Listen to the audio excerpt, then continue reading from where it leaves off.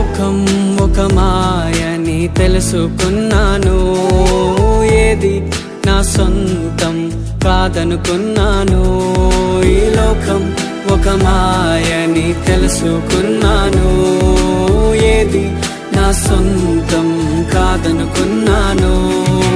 తప్పిపోయిన కుమారుని నేనైతే, నా కొరకై నిరీక్షించే తండ్రి నా యేసు.